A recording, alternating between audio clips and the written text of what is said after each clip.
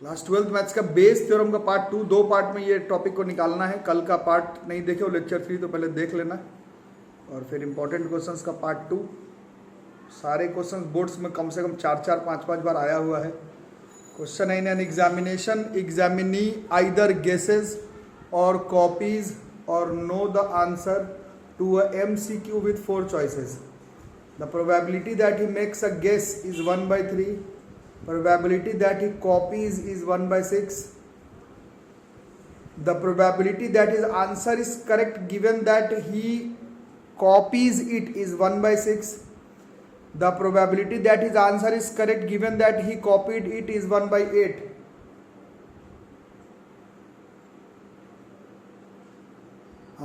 The probability that his answer is correct given that he guessed it is 1/4. Find the probability that he knew the answer to the question given that he correctly answered it. Bayes theorem का champion question में से एक है और इसको बनाना है। कल का वीडियो नहीं पढ़े हो तो देखे हो तो पहले वीडियो देखो, और फिर इसमें करते थे। ई किसको मानते थे? E let E be the event जो मेन है क्वेश्चन में, जो हो रहा है, जिसके इर्द गिर्द क्वेश्चन बिल्ड है। Find the probability that he knew the answer to the question given that he correctly answer it. E be the event that he correctly answered the question. ठीक है, E1 क्या होगा? E1 ये पूरा लिखना पड़ता है। Be the event that he guess a question, that he guesses a question. इसका प्रोबेबिलिटी दिया हुआ है कितना? 1/3। Let E2 be the event that he copies. कितना हो गया इसका प्रोबेबिलिटी? 1/6। और क्योंकि ये mutually exclusive and exhaustive event होता है, और ये सब अगर नहीं भी मालूम है एक्सक्लूसिव एग्जॉस्टिव, तो भी लिखा हुआ कि तीन ही चीज हो सकता है, या तो गेस कर रहा है, या तो कॉपी कर रहा है, या तो उसको मालूम है। तो मालूम होने वाला नहीं मालूम का प्रोबेबिलिटी नहीं मालूम है, तो वो हम लोग अपने 7th 8th के नॉलेज से निकाल लेंगे। नोज द आंसर, तो टोटल प्रोबेबिलिटी 1 होता है, टोटल 1 होता है, तो इसका कितना हो जाएगा? 1 माइनस 1/3 माइनस 1/6। टोटल तो 1 ही होना था ना प्रोबेबिलिटी, और तीन ही चीज हो ही सकता है क्वेश्चन में लिखा हुआ, तो जो बचा वही होगा। कितना हो जाएगा इसका? 6 माइनस 2 4, 3/6, दिस इज 1/2। ठीक है, इन तीनों का जोड़ जो है वो 1 हो जाना चाहिए। बेस थ्योरम तो लगता ही तब है जब म्यूचुअली एक्सक्लूसिव एंड एग्जॉस्टिव हो, और नहीं मालूम हो तो इस क्वेश्चन में तो लिख रहा है कि तीन ही चीज पॉसिबल ही था, तो उस हिसाब से ये निकल गया। अब जो लोग कल का क्लास किए थे बताएंगे, इसमें आंख बंद करके E/E1, E/E2 और E/E3 हम लोग निकाल के लिख सकते हैं सीधा, और वो क्वेश्चन में मेंशन रहेगा, तो उनको खोजने का जरूरत नहीं पड़ेगा, लेकिन लैंग्वेज बोलने का जरूरत पड़ेगा। E/E1 का मतलब कंडीशनल प्रोबेबिलिटी, जो लोग रेगुलर क्लास के, E/E1 का मतलब E1 अगर कर चुका है, E1 अगर कर चुका है का मतलब वो गेस कर रहा है, E का प्रोबेबिलिटी बताना है। E का मतलब उसका आंसर सही हो गया, गेस कर रहा है और उसका आंसर सही हो गया, ये दिया हुआ था यहाँ पर। His answer is correct given that, कहाँ चला? ये तो कॉपी वाला है, गेस्ड वाला 1/4। ठीक है, अरे समझ। E/E2 अगर कर चुका मतलब कॉपी कर रहा है और आंसर सही है, कॉपी कर रहा है आंसर सही है, इसका प्रोबेबिलिटी दिया था 1/8। अब ये नहीं दिया हुआ, पहले बोलते हैं उसके बाद निकालते हैं। E/E3 का मतलब क्या होगा? बोलो। E3 अगर कर चुका मतलब उसका आंसर पता है और सही भी है, तो आंसर पता है और सही है, उसको आंसर पता है और उसने आंसर सही दिया, इसका प्रोबेबिलिटी कितना होगा भाई?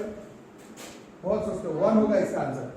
उसको पता ही है आंसर सही है, और सही आंसर देने का प्रोबेबिलिटी पूछ रहा है उसको, उस क्वेश्चन, तुमको किसी क्वेश्चन का आंसर मालूम है, E/3 का मतलब क्या हुआ? E3 अगर कर चुका है मतलब उसका आंसर मालूम है, तुमको E का प्रोबेबिलिटी निकालना है कि उसने करेक्टली आंसर किया है। तुम्हें आंसर मालूम है तो तुम तो करेक्टली ही आंसर करोगे ना, वो तो सीधा सीधी श्योर इवेंट हुआ। E by E3 is a sure event. E3 अगर कर चुका है मतलब उसको आंसर मालूम है और E का प्रोबेबिलिटी निकालना है कि उसने सही बताया, तो आंसर तुमको मालूम होगा तो तुम सही ही बताओगे ना, गलत क्यों बताओगे? आ रही है बात समझ में?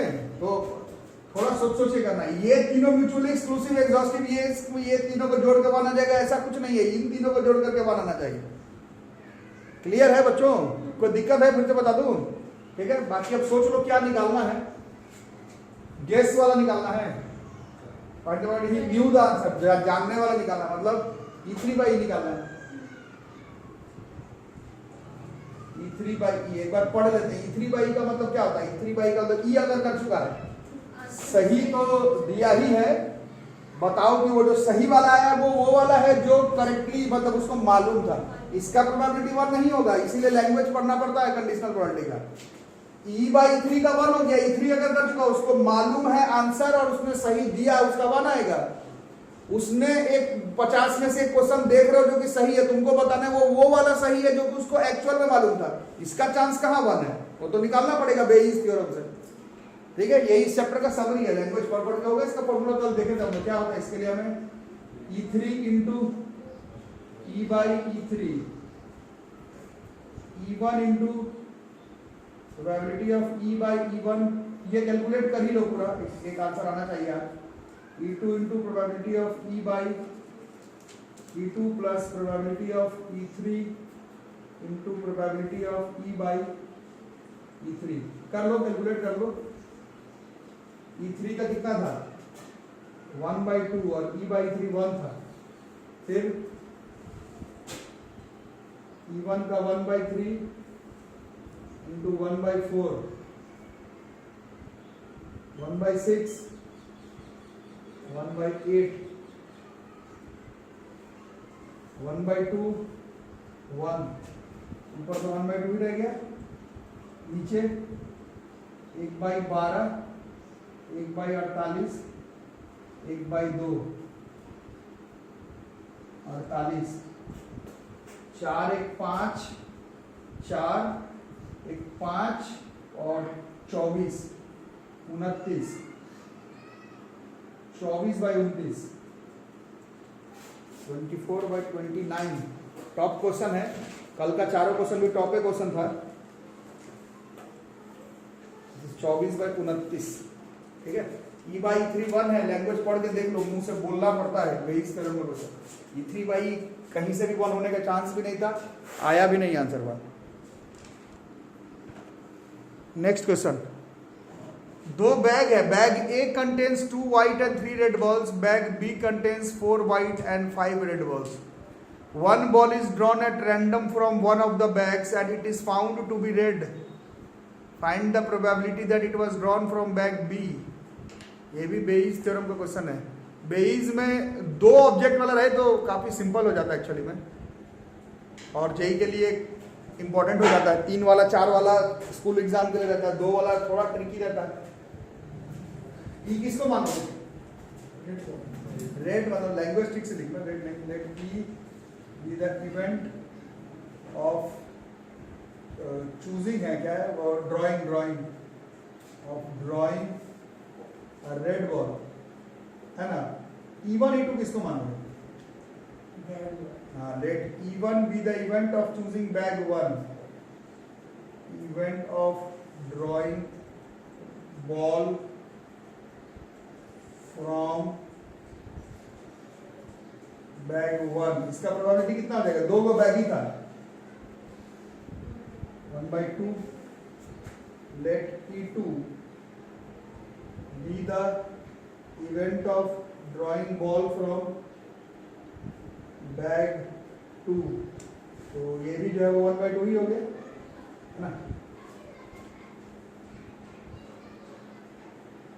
हाँ, मतलब of choosing a ball from, ठीक है। E by E1 हम झटके भी लिख सकते हैं, और E by E2 पहले लैंग्वेज पढ़ो फिर आंसर बताओ। E by E1 का मतलब क्या अगर कर चुका है? E1 अगर कर चुका मतलब बैग 1 सिलेक्ट तुम कर चुके हो, में से रेड बॉल निकालना है। बैग 1 में से रेड बॉल मतलब बैग ए है, टू बी फेयर, नाम जैसा है, बैग ए में से रेड बॉल बताओ 2 3 5 कितना हो गया, लाइक 3/5। E/2 का मतलब E2 अगर कर चुका मतलब बैग बी चुन चुके हो, बैग बी में से रेड बॉल 4 5 9 है, कितना हो गया, लाइक 5/9। बैग बी वाला पूछा है E2/E, एक बार लैंग्वेज पढ़ लेते हैं बढ़िया रहेगा। E2/E का मतलब क्या हुआ, E अगर कर चुका है, E अगर कर चुका है का मतलब रेड बॉल तो तुम चुन ही चुके हो, बताओ वो बैग बी में से निकला, देखो यही निकालना था, find the probability that it was drawn from bag B. ठीक है, फॉर्मूला लिखो बेयस थ्योरम का, this is E2 into probability of E/E2, E1 probability of E/E1, E2 E/E2, E3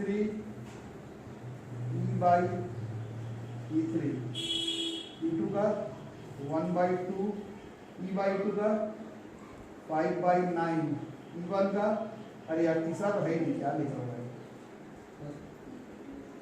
E1 का 1/2, E/1 का 3/5, 1/2, 5/9 है ना, कितना हो गया 5/18, 3/10, 8/18, 10 और 18 का 90, 9 27, 5 32, नहीं 27 और 25 52, 25/12,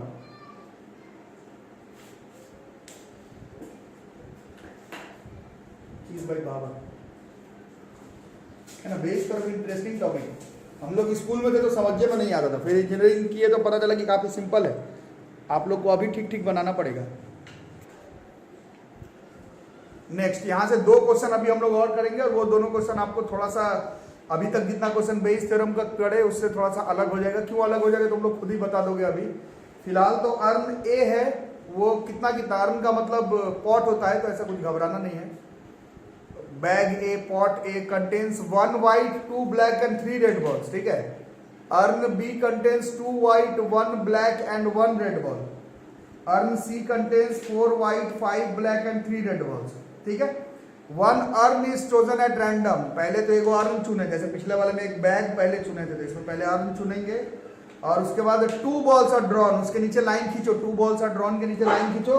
जो लोग 11th और 12th ईमानदारी से परमुटेशन कॉम्बिनेशन पढ़े हैं उनको मालूम होगा कि जब 2 बॉल चुनने की बात आ जाए, चुनना का मतलब कॉम्बिनेशन होता है, और जहां चुनने की बात आ जाए वहां पर कॉम्बिनेशन का फॉर्मूला लगता है। जो लोग ईमानदारी से नहीं पढ़े उन लोग को लग रहा होगा कि बाकी क्वेश्चन में भी तो चुन रहे थे, तो कॉम्बिनेशन क्यों नहीं कर रहे थे, तो वो 11th में पहली बार पढ़ाए थे। एक ऑब्जेक्ट को चुनना, वो तुम कॉम्बिनेशन के फॉर्मूला से निकालो, चाहे डायरेक्ट 1/6, 1/3, 1/2 करो तो आंसर सेम आएगा। 2 को 3 को 4 को चुनने का बात आएगा तो कॉम्बिनेशन के फॉर्मूला से ही चुनना पड़ेगा, इसलिए उसके नीचे लाइन खींच लेना होगा। बाकी सब ठीक है। These happen to be 1 white and 1 red. What is the probability that they come from ये 2 balls are drawn करके लाइन खींच लेना, बाकी हमारा काम बन जाएगा। क्वेश्चन तो आ गया होगा समझ में। तो बताओ सबसे पहले ई एकदम VVI है, 7-8 क्वेश्चन ही तो है ही किताब में दिया हुआ। Let E be the event of balls drawn be क्या, 1 white and 1 red, यही ना, एक white 1 red। E1 be the event of choosing earn ए है ना, इसका प्रोबेबिलिटी 3 में से एक अर्न चुनना है, 1/3। E2 be the event of choosing earn B, probability of E2 बोलो 1/3, and let E3 be the event of choosing earn C, this is 1/3। ये वाला म्यूचुअली एक्सक्लूसिव एंड एग्जॉस्टिव होना चाहिए, इन सबका जोड़ जो है वो 1 होना चाहिए। इसको मेक श्योर कर लेना एग्जाम में, ठीक है, बाकी आसानी है। अब अंधाधुंध भी लिख सकते हैं, E/E1 E by E two E by E three. और अब बोलो ई बाई ई वन का मतलब क्या हुआ? ई वन अगर कर चुका मतलब अर्न ए चुन चुके हो और उसमें से ई का बताना है, वन व्हाइट और वन रेड निकला। अर्न ए चुन चुके हो और उसमें वन व्हाइट और वन रेड है ना। तो अर्न ए में कितना व्हाइट था? एक ही व्हाइट था, एक में से एक चुनना है, जैसे 1C1 इंटू बाकी जो दूसरा वाला क्या है रेड। रेड कितना था इसमें? 3 था, 3C1 और टोटल कितना बॉल था इसमें? 6 था, 1 2 3 3 6, दिस इज 6C2। ये इसका ई बाई वन हो जाएगा। अरे सर इसमें से ई बाई थ्री नहीं, हाँ है ई बाई थ्री।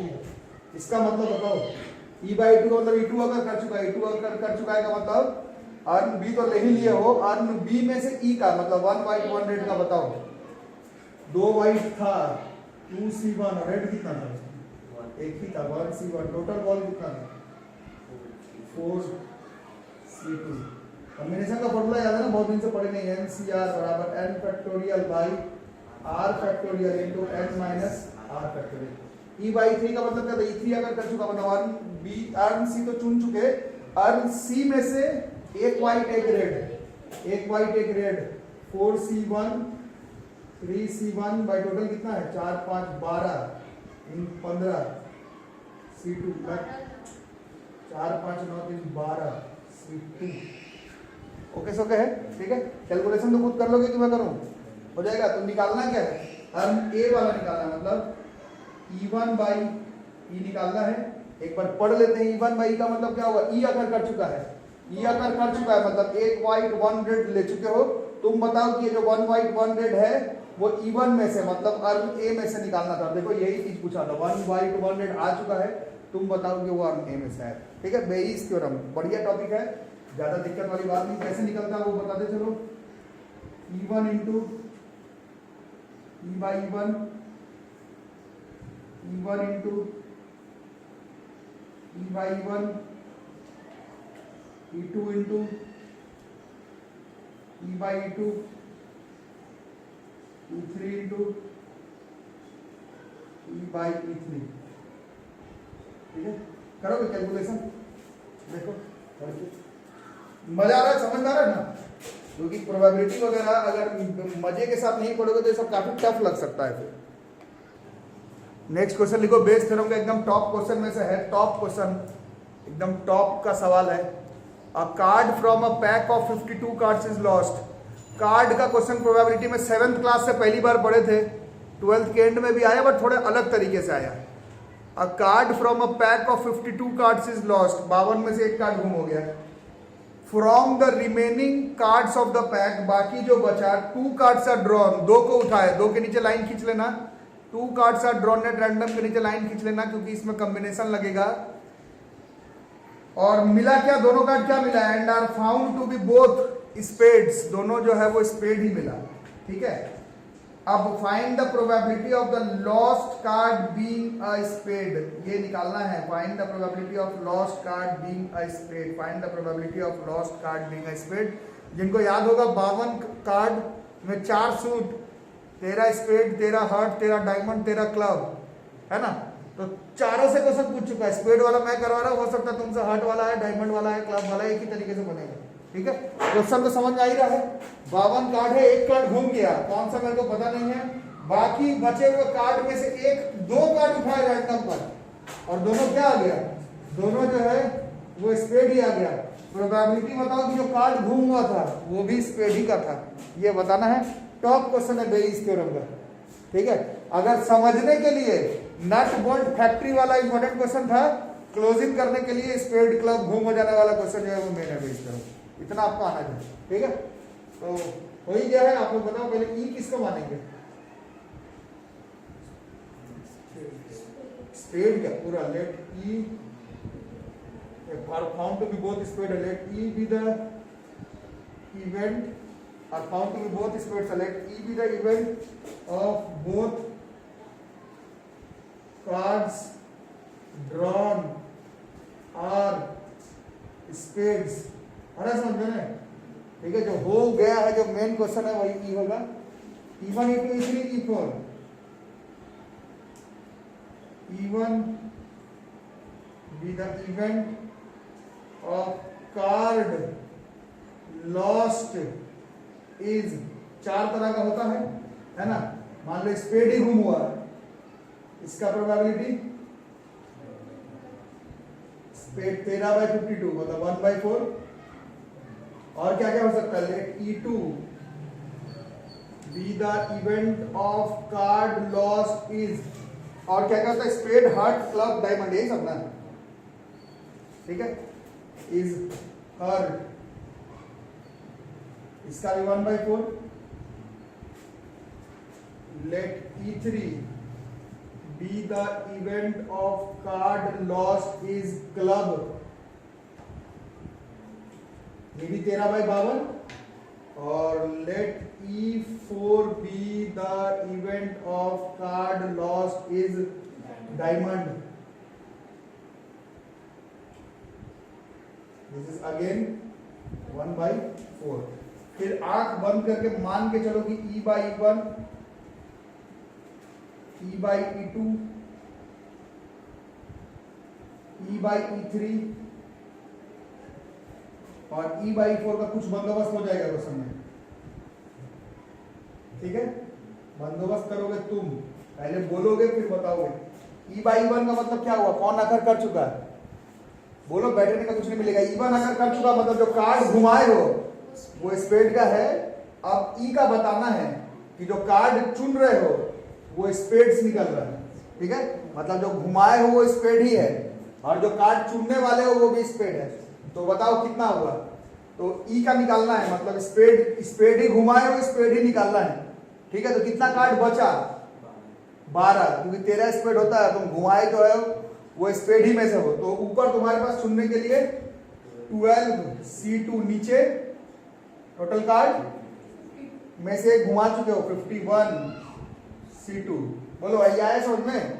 E/E1 का मतलब क्या हुआ, E/E1 बोलो, बैठने का कुछ नहीं मिलेगा। E/E1 का मतलब क्या हुआ, E/E1 का मतलब E1 अगर कर चुका मतलब स्पेड ही घुमाए हो और फिर स्पेड ही निकाल रहे हो 2, तो 12 ही स्पेड बचा क्योंकि घुमाए स्पेड ही हो, तो 12C2 और टोटल 51 ही कार्ड बचा क्योंकि तो घुमा चुके हो 51C2, ठीक है। E/E2 का मतलब बोलो, पहले बोलो। E/E2 का मतलब तुम हार्ड घुमा दिए हो और स्पेड में से कार्ड चुनना है। तो स्पेड कितना बचा हुआ तुम्हारे पास, 12 कैसे, E2 अगर कर चुका है, E2 अगर कर चुका मतलब जो तुम घुमाए हो वो हार्ड घुमाए हो, तो स्पेड तुम्हारे पास 13 वो बचा हुआ है। 13 स्पेड नहीं, हाँ मतलब स्पेड 13C2 नीचे 51C2, अरे समझ। E/3 मतलब बोलो E3 अगर कर चुका मतलब जो घुमाए वो क्लब है, लेकिन तुमको स्पेड चुन के निकालना है, तो भैया स्पेड तो 13 वो बचा हुआ मेरे पास, 13C2 बाई 51C2 और similarly this is like 13C2 by 51C2। अब निकालना क्या है, तो E1 बाई E निकालना है। एक बार पढ़ लेते हैं और कंफर्म भी कर लेते हैं, इसमें मेरे को मालूम है यही होगा बट तुम भी कंफर्म कर लो। E1 बाई E का मतलब क्या हुआ, E अगर कर चुका है, E अगर कर चुका है मतलब तुम दोनों कार्ड पे स्पेड चुन चुके हो। E1 का प्रोबेबिलिटी बताओ, मतलब जो घूम की हो वो भी स्पेड है, यही निकालना था। 2 कार्ड तुम चुन चुके हो स्पेड, अब प्रोबेबिलिटी बताओ जो घूम की हो वो स्पेड है, यही है बेइस थ्योरम। फॉर्मूला आपको मालूम है, this is probability of E1 into probability of E by E1, probability of E1 into probability of E by E1, probability of E2 into probability of E by E2, probability of E3 into probability of E by E3 plus probability of E4 into probability of E by E4। Calculation करेंगे आप लोग खुद। ये topic ये chapter हो गया खत्म। आप लोग का इसमें होमवर्क रहेगा, जो लोग ऑफलाइन आ रहे हैं ऑफलाइन का भी चेक होगा परसों, जो लोग ऑनलाइन में हो होमवर्क बना करके भेजना। Complete NCERT of Bayes theorem, सारा क्वेश्चन सारा example, complete NCERT of Bayes theorem. जो नहीं बना वो डिस्कस होगा, और बन गया तो सारा ट्यूशन कॉपी में ही लिख करके लाना, इधर उधर नहीं। जो कॉपी में लिख रहे हो उसी में टोटल एनसीईआरटी का क्वेश्चन जो है वो बेस थ्योरम का बना। सबका स्कूल एग्जाम तो हो गया, किसी का तो है नहीं अभी, होगा भी तो भी फायदा ही है, इसका क्वेश्चन आना ही है। अपना अपना बेस थ्योरम एग्जाम्पल मेरे ख्याल से सब हो गया है, सारा क्वेश्चन बनाना है। सारे में टीबी डायग्नोसिस वाला क्वेश्चन मिलेगा, देखना TB diagnosis, chest x-ray, x-ray उक्सरे वाला क्वेश्चन होगा। ये आया है 10 बार बोर्ड के एग्जाम में, पिछले 13-14 साल। वैसे सारा क्वेश्चन होमवर्क है ना, उसमें एक क्वेश्चन मिलेगा और कोई भी अब नया क्वेश्चन नहीं मिलेगा तुमको। नया क्वेश्चन इसी को कहते हैं, नया इसी को कहते हैं जिसमें कॉम्बिनेशन लग गया है। बाकी बेस थ्योरम एक ही तरह का है, पूरा का पूरा कंप्लीट क्वेश्चन। एक दिन टाइम है आप लोगों के पास, कंप्लीट बेस थ्योरम एनसीईआरटी से ही केवल बना लो, एग्जाम्पल छोड़ के नहीं, एग्जाम्पल मिला करके वही आपका होमवर्क है। ठीक है, ओके, ये हो गया। तो बस अब इसमें एक टॉपिक बन गया प्रोबेबिलिटी डिस्ट्रीब्यूशन, करेंगे परसों।